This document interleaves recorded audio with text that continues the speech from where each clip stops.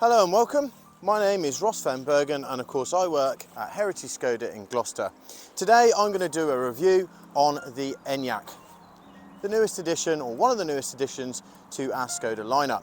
This particular one is our active demonstration vehicle and this is a 60, so that's the battery variant. I should go into that in a little bit more detail a bit later on.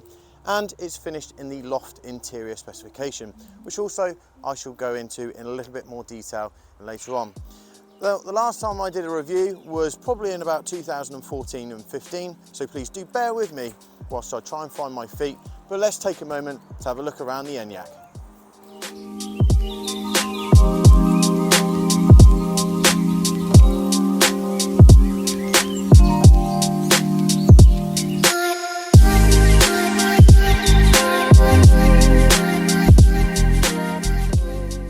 Okay, so the review on the Enyaq. Now, I'm not going to have a look and take a look on the outside because unfortunately the rain has started to really come down.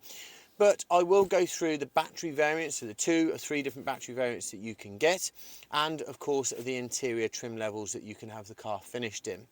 So let's take a look and really sort of home in on that a little bit. So the interior specs then. What do they look like? So on screen you will see that you've got a loft, a lounge, a suite and an eco suite. Now the loft, which is the car that we're sat in today, which is finished in fabric and artificial leather, that's at a zero cost. If you step up to the lounge, you then have leather and Alcantara, which is then an incremental price of £1,200. If you step up to the suite and the eco suite, which are both finished in exactly the same leather, however the eco suite is just cognac colour, they're both finished in leather upholstery. That's also then carried upon the dashboard, so that's on the actual waterfall effect dash and across the door cards as well. So finished off really nicely inside the Enyaq. You then of course have the sport line, which is kind of on its own. It's sort of on its separate sort of tier, if you like. But again, you'll get the half leather, half Alcantara, and of course the body is then sort of very different looking in itself. So different wheels, different front bumpers, rear bumpers, all that sort of thing. The seats are also bucket as well. So very different car. So taking in a further look into the battery variants then, obviously on screen you'll see you've got a 60 and an 80. Now what does that translate to? So an 80 will give you 338 miles and the 60, which is the particular one that we're in today, will give you 246. Now that's obviously WLTP combined figure. Charging times, what do those look like? So on the 60 you're looking at 9.5 hours if you were to charge the car at home, and if you were looking at an 80 you're looking at about 13 hours. The reason being is because obviously the battery is just a little bit bigger. On a rapid charger, so a 50 kilowatt, which is typically what you would find at a station or a fueling station, on a 60 you're looking at about 55 minutes, on an 80 you're looking at just over an hour. And if you're quite fortunate enough to find 120 kilowatts, that then is reduced to about sort of half an hour, so 29 minutes to 35 minutes, depending on the variant. If you're looking at the sport line, which again you will be able to see on screen, that range is then reduced, not by much, but 332 miles combined. And then of course the at-home charging takes 13 hours. And then of course you've got 1 hour and 10 minutes for the 50 kilowatt and 29 minutes for the rapid 120 kilowatt. The 80X, which is the 4x4 version, is very similar to the wall box, very similar to the 50 kilowatt. But then of course you've got the 120 kilowatt, which is then taken to 36 minutes. But with the 80 Sport line, obviously your performance figures are dropped quite considerably. So taking a look at the 0 to 60 times then, because obviously that's one of the things that you will be looking at. So the 60, which is the one that we're in today, that will do 0 to 60 in 8.7 seconds. The 80 will do it in 8.5. The 80 Sport line 8.7, and then the 80X, which of course is dropped because it's four-wheel drive, then gets reduced to 6.9 seconds. So as you can see, quite a sterling performance from the Enyaq. This is just the performance figures and so the charging times. In reference to how it is, the inside of the car feels absolutely fantastic. Yeah, it's finished off really nicely with this waterfall dash with this lovely big tablet screen in the centre, which does not get in the way of your view of out of the windscreen. Plenty of good visual space around you, so you can see plenty around you. Driving this car is lovely, and we will do that shortly as well.